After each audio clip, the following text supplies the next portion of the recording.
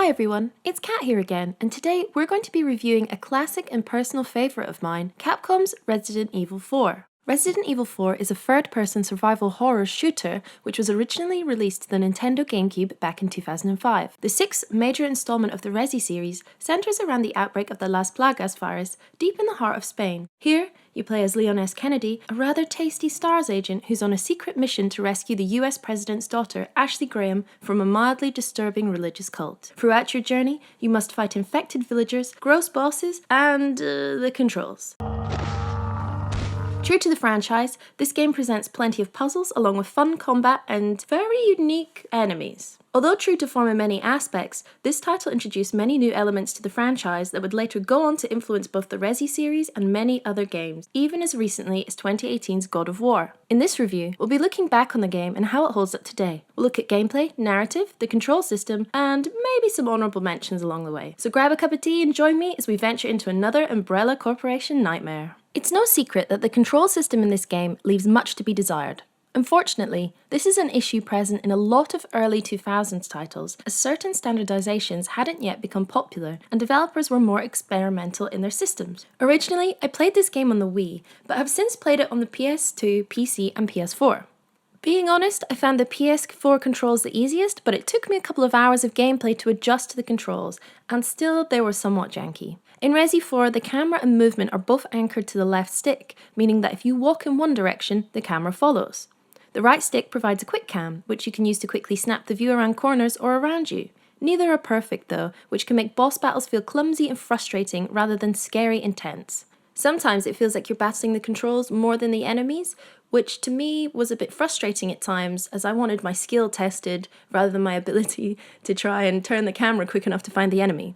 Some people argue that the difficult controls provide an extra avenue for tension and stress, which allows the game to be more difficult and scary. And although on some levels I somewhat agree, when we look at games such as Resident Evil 7 and the Resident Evil 2 remaster, these games create fear and tension regardless of the control system. Another issue I had with the controls was reloading. Reloading can only be achieved once you're out of ammo and hit the right trigger button. This makes it much harder to time reloading, and also means that in order to tactically reload your guns before a boss fight, you may have to waste some ammo, a rare resource in this game. However, the game does provide a lot of fun QTEs, which do make up for some of it and add a cinematic element to some of the fights at the same time. When Ashley is introduced, commanding her is quick and easy, as it's not tied to some sort of menu, simply the R1 button. As the game is older, weapon cycling isn't yet a thing, and neither is using the left and right triggers to flip through menu screens. These are only minor inconveniences though, and don't really impact the game overall.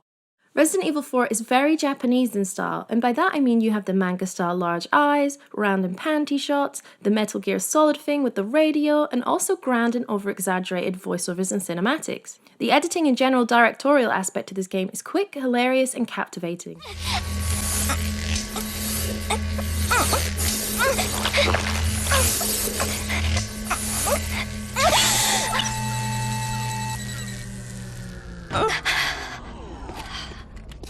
You okay?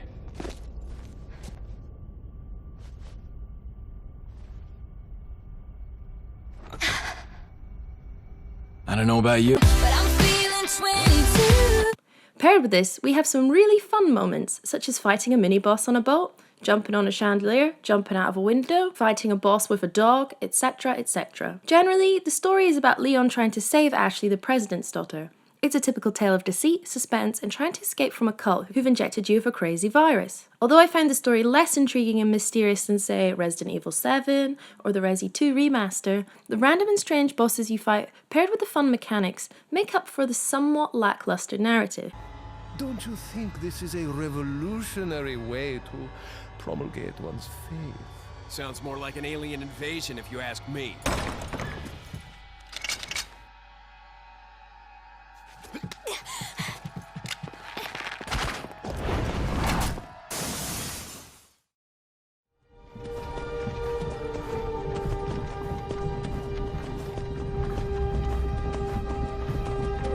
It's not to say that it's bad though, it is refreshing to be in a different setting outside of the US, fighting a cult rather than just plain old zombies and the Umbrella Corporation. Initially, I didn't like the Las Plagas virus and the head explosions, but in time I've come to appreciate its charm.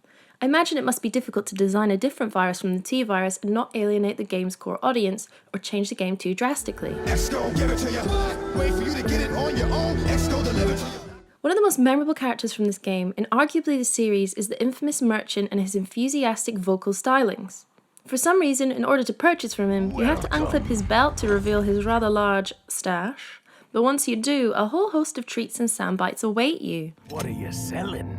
What are you buying? Not enough cash, stranger. Thank you. Something I really like about this game is the trippy blur screen as you enter or leave an important area. Nowhere else is this effect present in the game, but I find it pretty hilarious, and if they do a remaster, I really hope they keep it in. I also love that this title does away with the limited saves mechanic, aka ink ribbons. As a save scummer, the thought of limited saves freaks my proverbial nut out. Having to store and carry ribbons is stressful, and I like that the typewriters punctuate tense and suspenseful moments with sanctuary and calming music. The sound design is very well thought out and cohesive in this game. In places where silence doesn't reign supreme, such as the saved rooms, the music is ambient yet slightly dissonant with a vague feeling time signature, which is hard to pinpoint. The swelling and higher pitched elements evoke a tension which is continued throughout the game. The villager voices are also fucking hilarious.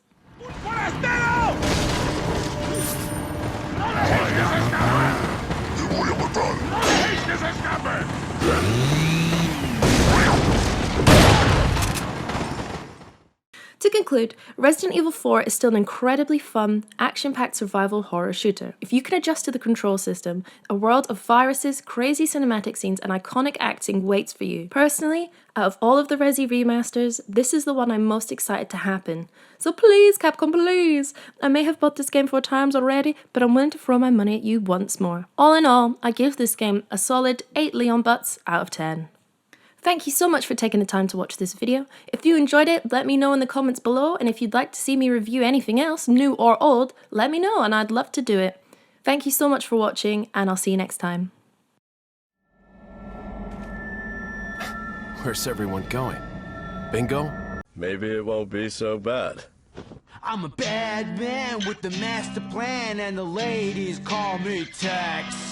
And the one thing all the ladies know is I'm good at having sex. I leave my shirt on, that's okay. Don't make me feel self-conscious, babe. Sex. When you're done, say that was fun. We might have made a little son. I'm good at sex. You're bad at sex. I'm good at sex. You're bad at sex. I'm good at sex. You're bad at sex. I'm good at sex. You're bad at sex. I'm good at sex. You're bad at sex.